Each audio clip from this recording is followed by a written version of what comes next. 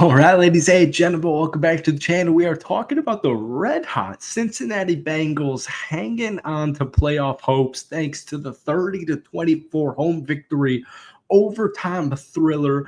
This was a really weird, chaotic game, but now the Cincinnati Bengals have won 4 straight, and I know other things need to occur, but at the end of the day, your final matchup next week against the Pittsburgh Steelers, Denver, the team, everyone in the wild card or just off the wild card is trying to catch up to, they take on Kansas City. And so once again, I know there are some things that need to be done other than just win and a Broncos loss, but that's kind of how I'm seeing it. And nonetheless, here, Joe Burrow's a literal MVP candidate. If Cincinnati was in a different situation, if they had won like one more game up until this point, I think it would be clear how valuable Joe Burrow is. But we're going to go through a bunch of different plays from today's game against the Denver Broncos. And I just don't want to beat around the bush. We'll talk about this game because honestly, folks, as much as I actually really like the Broncos and their defense, Joe Burrow got sacked 7 times. The Bengals should have won this game a little bit more comfortably numerous times. And we're going to get into that. But don't worry, folks. This was, I just want to get a clip out of the way. This was because we're trying something new. This was the game-winning touchdown from T Higgins, who caught 3 touchdown passes today's football game. Pay the man. I'm sorry, the NFL clipped it a little bit weird, so this is all we can really do here, and he just throws that up. This is for the game in overtime. And I will, once again, I apologize. The NFL, this is all they gave us. They didn't give us any pre-snap reads or anything. Just looks like he's running a little bit of an out route. Actually, kind of looks like Jamar Chase is about to be wide open, but T Higgins brings this down. T had a phenomenal game, 11 catches for 131 yards and 3 touchdowns. Real quick, the Bengals had 499 yards of total offense. Joe Burrow had 4 combined touchdowns. 3 of them are throwing, 0 picks, 412 yards on 39 for 49 passing. But folks, before we get any further into today's video, hit that like button, hit that sub button for daily NFL content. We're back here. We've been making Bengals videos for a couple of weeks. Now that it looks like, hey, this actually could happen. We shouldn't even be in this situation. Bengals, truthfully, as bad as the defense has been for a lot of this season, the Bengals should not be in this position. They should just be in the playoffs, and teams like Denver should be trying to beat them to get into it. But neither here nor there. Thank you guys for watching. If we try and get this video to 100 likes, folks, that would mean the world to me. We're doing the face cam because, I don't know, people don't like watching recaps of different games because I'm not the NFL, and legally, I can't show every single clip. I can't just like throw up the highlights as much as I wish I want to. So that was T Higgins game winner, right? Now I want to pull up here. This was the play right before it. Weird ass game. So Cade York filling in for Evan McPherson missed like a wide open. I'm just spitballing here. I don't remember what it was. It was less than 40-yard field goal. A couple of minutes ago before we got overtime with 1 minute and 14 seconds here.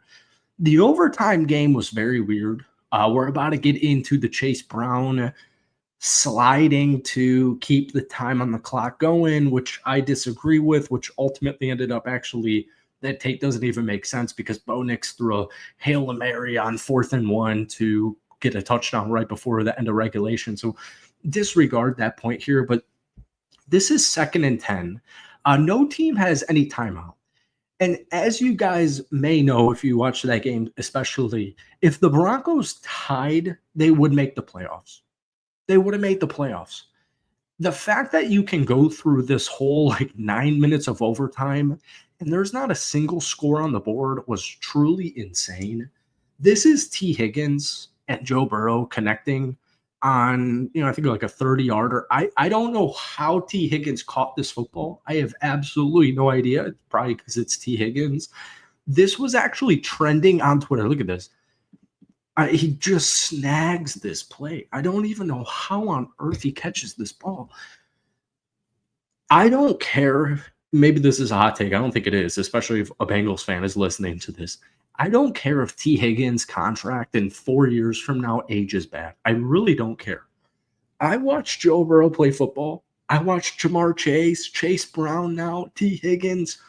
I watch Joe Burrow play football with T Higgins and Jamar Chase specifically. Pay the man. I don't care if after 2 years it's the worst contract in NFL history. You need to pay T Higgins because without T Higgins, stuff like this just doesn't happen. Joe Burrow's not that Joe Burrow's still going to be a really good quarterback, but Joe Burrow's not going to be Joe Burrow that you see and love right now unless both of these two wide receivers get at least 1 or 2 more seasons with this quarterback. Because I'm telling you, and I don't need to tell any Bengals fan this, you've seen the tweets, you've seen them talk about it in the NFL media world.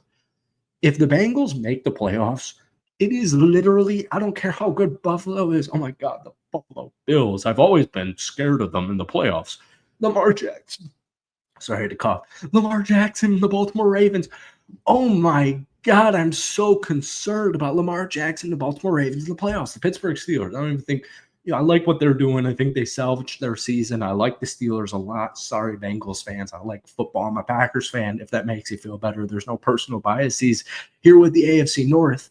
But my point just is, this is, I don't care what the you can spew out defensive statistics. I don't care. But this is the last team in both divisions you want to play. All right, let's keep running through it. This is T Higgins' first touchdown. It's 3-0, and this is just beautiful. Nice little touchdown. It's way too easy. Once again, we'll just play the clip here. Way too easy. Moves in motion, little slant route, wide open, bang, bang, chicken wang. Yes, sir.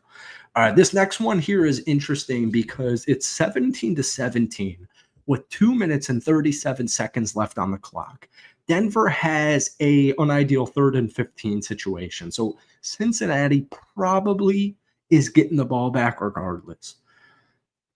Some way, somehow, the Bengals did not win off of this because you ended up seeing, or you're about to see T Higgins. Oh my goodness, sorry, I got a cough because of this. And you're about to see T Higgins' next touchdown. But the point Joe Burrow's next touchdown. But the point just is, the Bengals have had opportunities like this all season.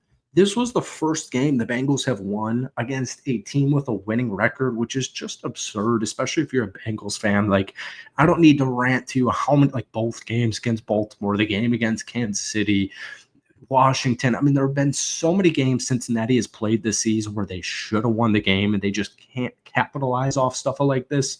But this is Bo Nix on 3rd and 15, just throwing an interception to Jermaine Pratt. You're on almost the 50-yard line. There's 2 minutes left, little over 2 minutes left. You have a timeout. You have the 2-minute warning, and they still are not able to time manage this game. The reason I say that specifically is because I actually don't think Bengals fans really love and adore Zach Taylor, your head coach. I don't think this dude's the dude. I don't think he's the dude. I know you guys made the Super Bowl with him as your head coach a couple of seasons ago, but some of this management, like, we don't have the clip on here, but Chase Brown has suffered an ankle injury because there was like a minute and a half after that Jermaine Pratt touchdown or interception, sorry. They marched down the field. There's like a minute and a half left. Denver's got a timeout. It's a tie football game. And Chase Brown slides, and I always hate when dudes do that. Like I said earlier on in this video, I guess it wouldn't have mattered because Marvin Mims on 4th and 1 caught like a 2-on-1 catch to extend the game and take it into overtime. So whatever, I'm not playing hypothetical here. But Zach Taylor, as far as managing clock goes, if you've played Madden, like, I'm 25. If you played Madden, you know what I'm talking about, which is crazy because I'm sitting here in my apartment making a video talking about an NFL head coach mismanaging the clock, but I think it's true. Let me know what you guys think down below, but I think everyone agrees. And then this is just a beautiful T Higgins catch. I really don't know how he catches this. This angle is, that's why he caught it. He's a freaking superstar stud, but this team has so much offensive talent. Like, they're just truly that good. And yeah, I know this is only like our second time ever doing a video like this, so I hope you guys enjoyed it. Hit the like button, hit that sub button if you guys haven't already. Let me know your thoughts on this format down below. But guys, keep it a buck with me. Are the Cincinnati Bengals making the playoffs? That's it from me. Enjoy the rest of your weekend. Peace.